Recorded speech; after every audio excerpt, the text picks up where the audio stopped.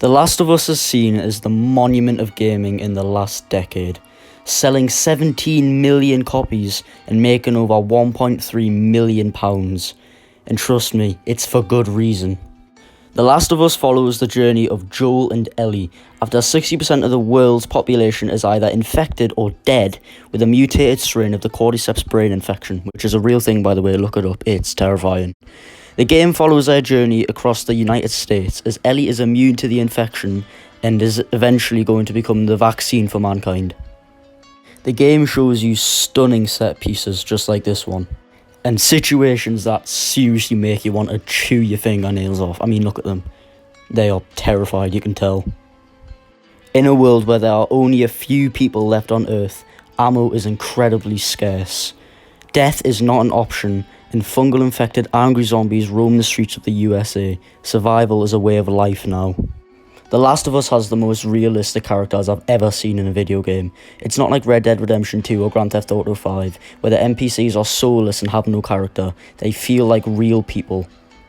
Joel is a scarred, tough and brave survivor who has had first-person experience of the Outbreak Day.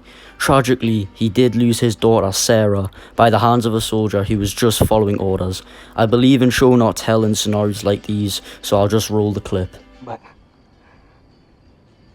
Yes, sir. Listen, buddy, we've just been through hell. Okay, we just need... Shit.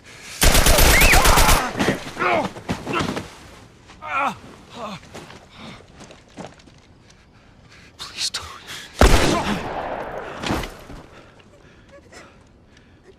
Oh, no. Sarah. Move your hands, babe. I know, baby, I know. God.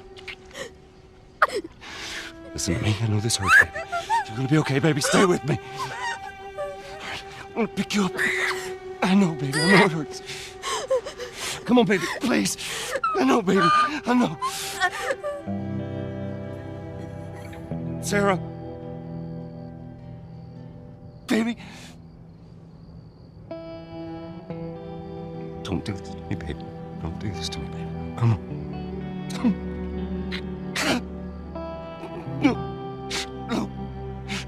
No, no, no. Please. Please. Please. Please don't. Please.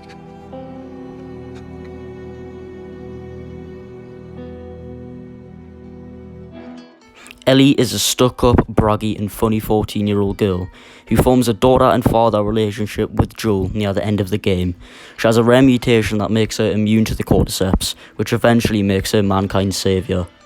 Joel and Ellie's bond comes under stress at the end of the game as the player finds out shocking information about how she will become mankind's saviour.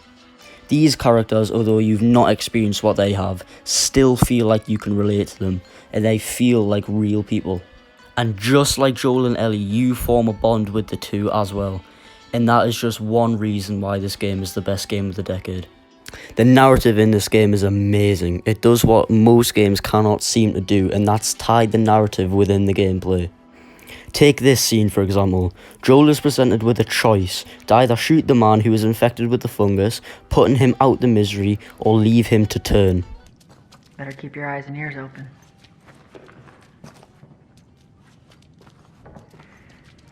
I should be able to fit through here. Shit! You okay? Yeah. Damn ceiling's falling apart. Be careful. This way. Easy. Watch it, watch it. Help me. My mask broke. Don't leave me to turn. Please. What do you want to do? Poor bastard.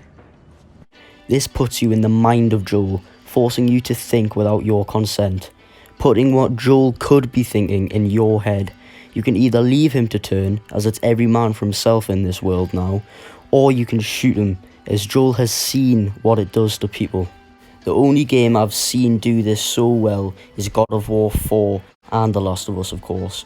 when control over a trace is taken away from you, as he finds out he's a god. This makes the game more immersive, as you need to think as if you were in Joel's boots. It has amazing game design. Okay, here we go, the part of the video that I've been not looking forward to record. The fundamental parts of the story. And before we start this segment, I want to put a huge spoiler warning ahead. I'll not be reviewing the story down to every detail, as that would be a whole video in itself. I'll only be discussing the main and fundamental parts of the story. The story begins with Outbreak Day. Joel, his brother Tommy, and his daughter Sarah attempt to leave the city. Sarah is killed and Joel is saved by Tommy, instantly setting the tone of this game. 20 years later, Joel is in Boston and he's a smuggler. He's one of the best in the business, to be honest.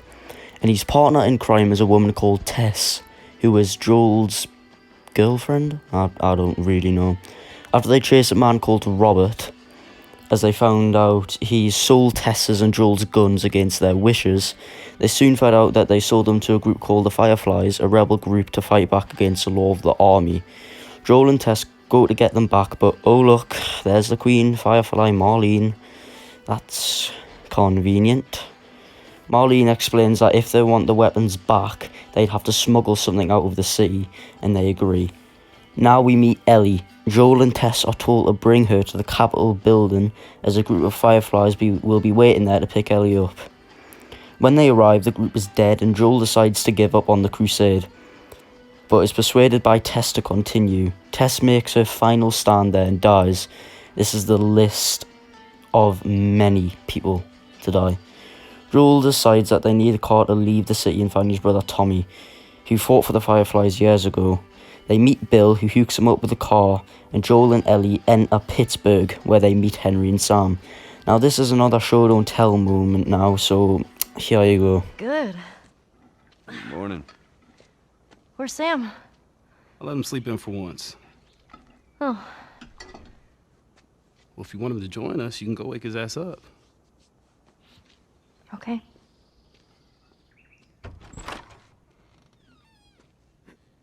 Sam?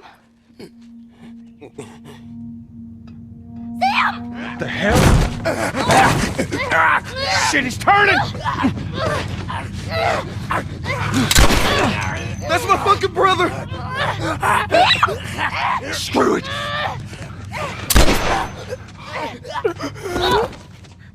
Shit! Ellie? Ellie, are you alright? Oh my god. Sam? Oh no. Sam? Henry? Ellie, stay there. Henry? What have you done? I'm gonna get that gun from you, okay? Oh, okay, easy. It's your fault.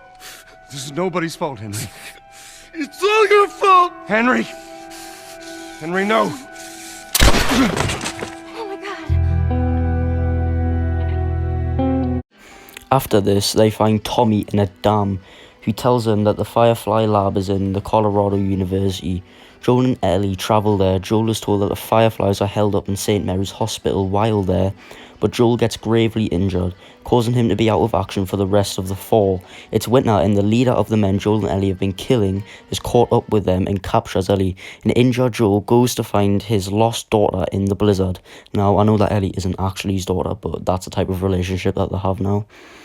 Ellie kills the leader of the men in a brutal fashion, ending the winter chapter. Joel and Ellie are captured by the Fireflies after Ellie nearly meets God. Joel finds out in order to create a vaccine, Ellie's brain must be harvested. The game turns into a father and daughter story as Joel is driven to protect the one thing he cares about in this world, Ellie. The game ends with Joel killing Marlene, saving Ellie, and the pair settle down in a town called Jackson. Overall, The Last of Us is the best game I've ever played and will always have a special spot in my heart. It was the only game that actually made me cry. Yep, multiple times actually. The story was engaging, it was immersive, it was very, very grim and dark, which is weird for Naughty Dog, but hey, whatever. And it was incredibly real, unlike some other games that try this type of genre.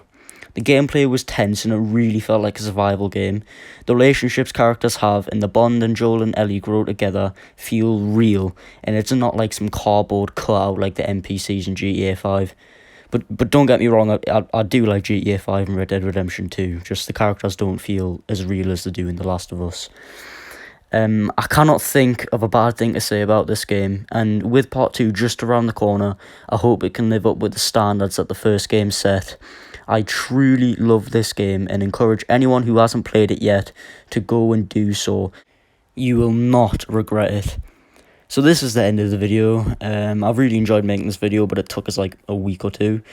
I also encourage you to go watch the definitive gameplay of The Last of Us. Thank you for watching this video. I hope you liked it, and I hope that you like Davy's videos too. Yep, thank you for watching, and I'll see you when I decide to review the next game.